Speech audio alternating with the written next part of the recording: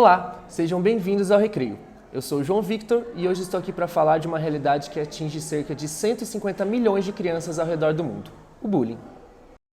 De acordo com a Lei nº 13.185, de novembro de 2015 da Constituição Brasileira, o bullying é todo ato de violência física ou psicológica, intencional e repetitivo que ocorre sem motivação evidente, praticado por um indivíduo ou grupo contra uma ou mais pessoas, com o objetivo de intimidá-la ou agredi-la, causando dor e angústia à vítima em uma relação de desequilíbrio de poder entre as partes envolvidas. O termo de origem inglesa provém do verbo to bully, que significa agredir, intimidar ou atacar. A prática do bullying envolve diferentes comportamentos, podendo ser classificado em 4 categorias. O bullying físico, que envolve socos, chutes e empurrões. Esse tipo de violência tende a diminuir com o avanço da idade. O bullying verbal, que consiste em piadas, ofensas e disseminação de boatos. Esse tipo de violência tende a piorar com o avanço da idade. O bullying relacional, que afeta as relações sociais da vítima. Um exemplo dessa violência é a exclusão dos indivíduos das atividades coletivas, por exemplo, trabalhos, brincadeiras e recreio. E o cyberbullying, que é quando os ataques acontecem por meio de meios eletrônicos e de redes sociais. É muito importante lembrar que apenas esses comportamentos de forma isolada não configuram um bullying. O fator principal que determina essa violência é a frequência com que elas acontecem. Além dessas 4 categorias, existem também algumas figuras-chave dentro dessa realidade. A primeira delas são as vítimas, indivíduos que sofrem constantemente com essa violência. Normalmente são escolhidos como alvos por possuírem alguma característica que não se encaixe em um determinado padrão. Os principais alvos que observamos no dia a dia são crianças gordas ou magras, altas ou baixas, de religiões diferentes, de etnias diferentes ou de lugares diferentes. Para entender um pouco melhor o papel da vítima dentro do contexto do bullying, o Recreio agora apresenta a história de João Henrique.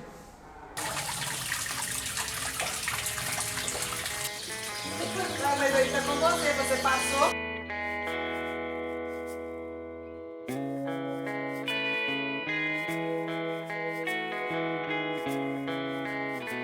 Eu sou Paloma, tenho 32 anos, sou nascida e criada aqui em São José do Triunfo. E no ano de 2011, dia 29 de outubro, nasceu o João Henrique, que hoje está com 7 anos.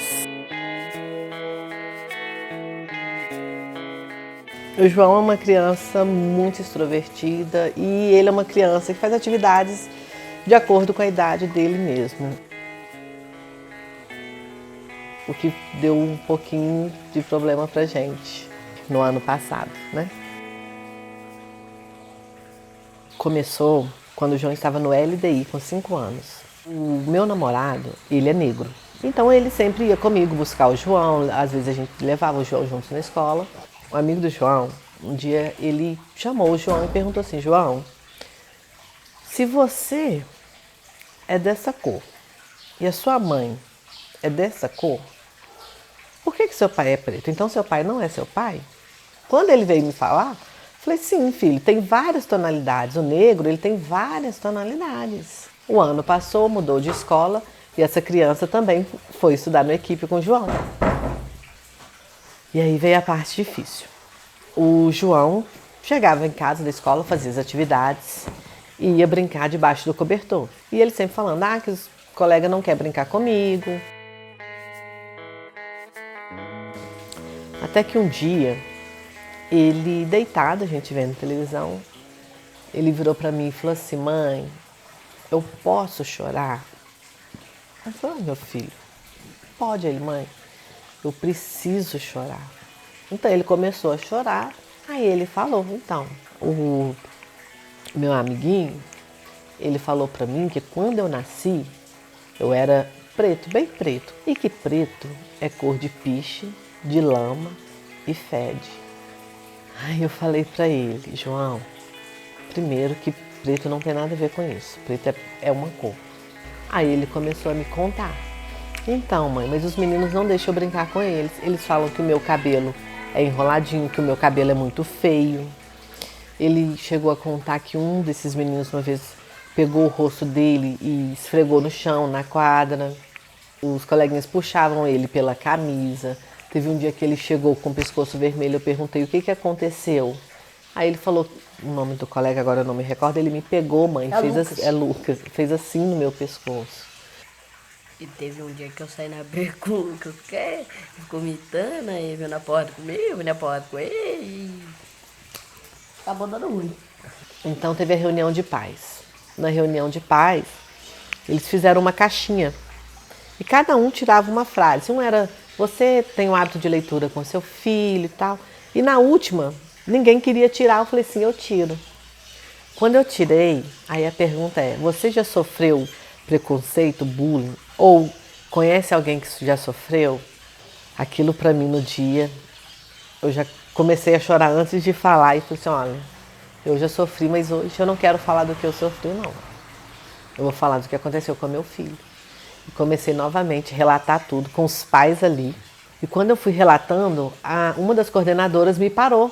Ela não queria que eu continuasse. Ela falou comigo, não, você tem que empoderar o seu filho, porque quando a criança é empoderada, eu falei, olha, a pessoa pode ser empoderada o que for, ela vai sentir.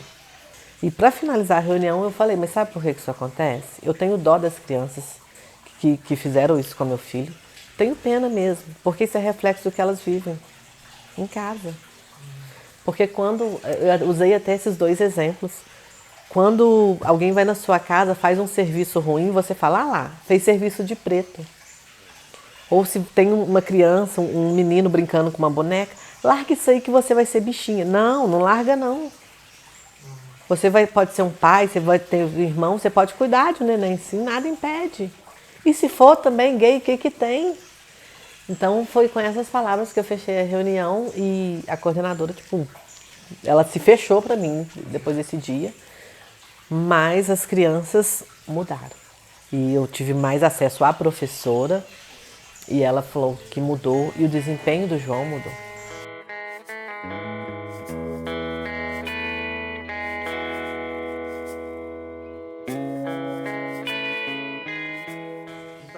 Você acha que foi importante você ter dado essa coisa pra ele?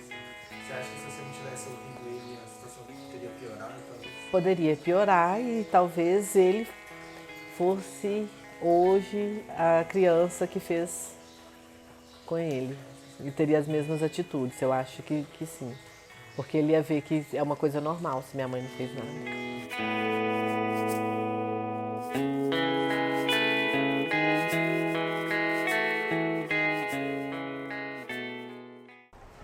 João faz parte da estatística divulgada pela ONU em 2018, que mostra que 43% das crianças do Brasil já sofreram bullying por questões como aparência. O bullying pode trazer diferentes consequências dependendo da idade. Uma pesquisa realizada pela Academia Americana de Psiquiatria Infantil e Adolescente de 2019 mostra que adolescentes entre 12 e 15 anos que sofrem bullying na escola apresentam até 3 vezes mais chances de tentar suicídio.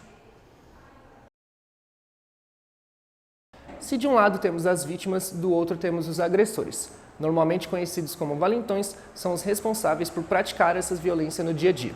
Podem desenvolver esse tipo de comportamento agressivo por conta de práticas semelhantes veiculadas na mídia, pela falta de afeto, atenção e regras em casa e por presenciar episódios de violência no ambiente familiar. Além das vítimas e dos agressores, existe também um importante grupo conhecido como vítimas agressoras. Normalmente são crianças que passam a praticar o bullying depois de terem sido alvos dessa violência. Podem apresentar baixa autoestima e atitudes agressivas, tentando humilhar outros indivíduos para esconder suas próprias inseguranças. Para entender um pouco mais sobre esse importante papel do bullying, conheça agora a história de Arthur.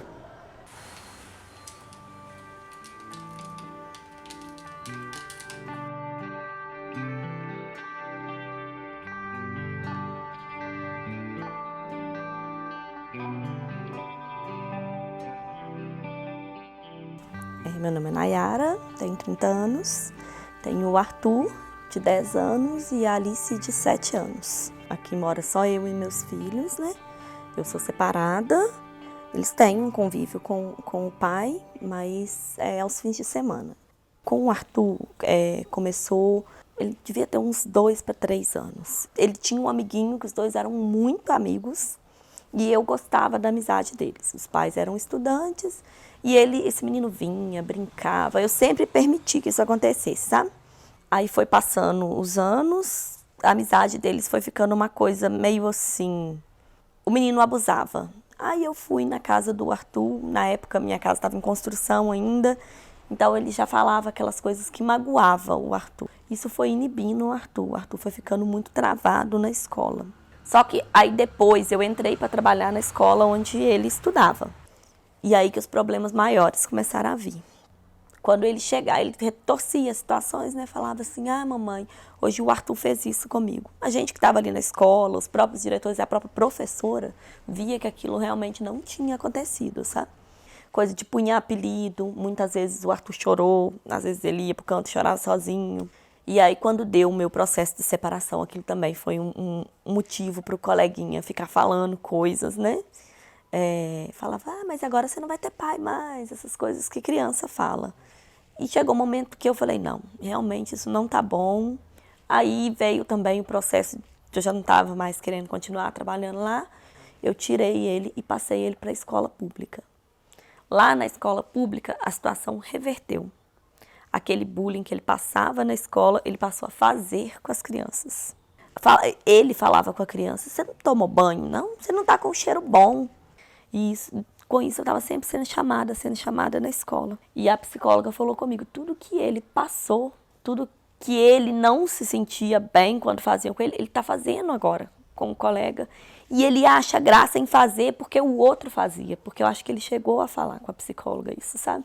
Então, assim, foi uma situação muito ruim. No início desse ano, teve uma menina da sala que ele não conseguia conviver com ela. Ele falava assim, mamãe, ela não pinte o cabelo. Mamãe, eu não gosto de sentar perto dela, porque ela não tem cheiro bom. E teve um dia que ela chegou perto de mim e falou assim, tia, conversa com seu filho para ele parar de me tratar assim, porque eu tô ficando muito triste. E cheguei em casa e falei, não, agora nós dois vamos ter uma conversa muito séria. Aí eu falei com ele, você já se perguntou por que ela tá com cheiro ruim? Você sabe como que é a vida dela na casa dela? Você sabe se ela tem condições? Aí ele já ficou bem pensativo. E foi quando eu decidi, porque até então eu não dava assim, uns castigos, não dava. Aí eu tirei o videogame dele, guardei e falei, não, você vai ficar uma semana sem videogame. Aí eu procurei a professora dele e falei com ela, eu quero ele sentado atrás dela. Aí naquela semana ele chegou um dia com uma cartinha da menina pra ele. Aí ele foi e falou assim, eu não lembro o nome da menina, ela fez pra mim, mamãe. E me deu, porque agora a gente vai ser colega. Ele falou, colega.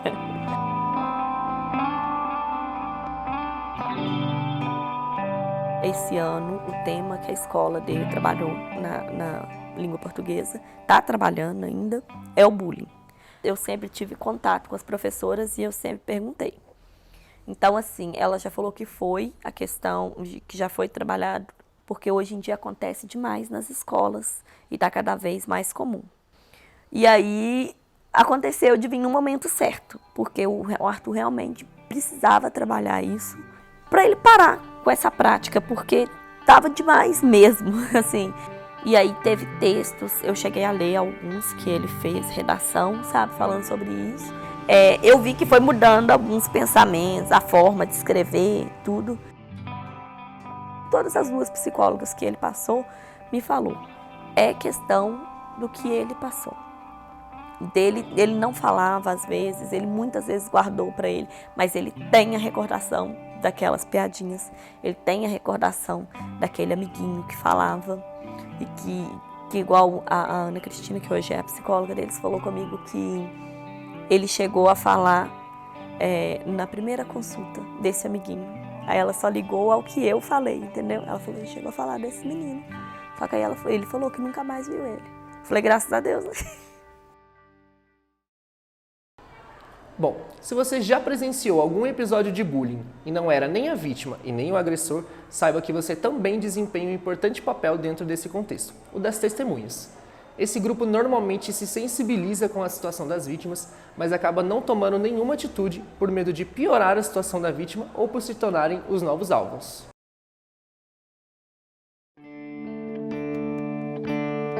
Para entender sobre o papel das instituições escolares no contexto do bullying, eu fui até a cidade de Nova Friburgo, região serrana do Rio de Janeiro, para conversar com a proprietária e diretora de um colégio particular. Além de sua experiência, a professora também fala sobre o sonho de gerir uma escola. A questão de trabalhar o bullying é complicado tanto na esfera pública quanto na particular. Um pouco menos na escola particular, porque eu como dona posso colocar algumas regras, manifestar a minha vontade, decidir, tenho poder de decisão para algumas questões relacionadas ao bullying. A gente tenta conversar com esse aluno, a gente tenta conversar com quem sofreu bullying, tenta ajudar e tenta mostrar para quem cometeu este ato que a vida não é assim, que ele é um igual, que ele tem as mesmas condições ou não tem condições nenhuma, mas que eles estão no mesmo barco. Mas é complicado, porque ele já vem de uma situação no seu bairro, na sua rua, ele já vem sofrendo bullying. Então, muitos que fazem? Eles reproduzem esse bullying, né? A criança que sofreu bullying na escola particular, ela vai ter, além de ter o apoio da escola, do professor, ela vai ter, obviamente, conversando com os pais, um olhar diferenciado, mas a gente não consegue parar o bullying porque o pai do agressor não compreende. Na escola, a gente coloca essas questões de bullying, a gente coloca nas reuniões do pai para passar as normas da escola. E aí, nessa reunião, a gente já cita a questão de que se o aluno precisar ser encaminhado para quaisquer questões relacionadas à parte emocional, à parte psicológica, a parte de agressividade, a parte de contato com outro aluno, se não tiver satisfatório, ele vai ser encaminhado para um psicólogo fazer uma avaliação. Porque nós, professores, podemos detectar, mas não podemos diagnosticar, não podemos tratar um aluno com questões relacionadas à conduta dele, social dentro da escola. Mas também na escola particular, nós somos também muito reféns de pais que não encaram com naturalidade o filho cometendo um ato de bullying, não aceitam e, portanto, não tomam nenhuma atitude que a gente pede geralmente, que é encaminhar para um psicólogo, conversar em casa, ir atrás do X da questão, de como surgiu, por que ele está cometendo bullying.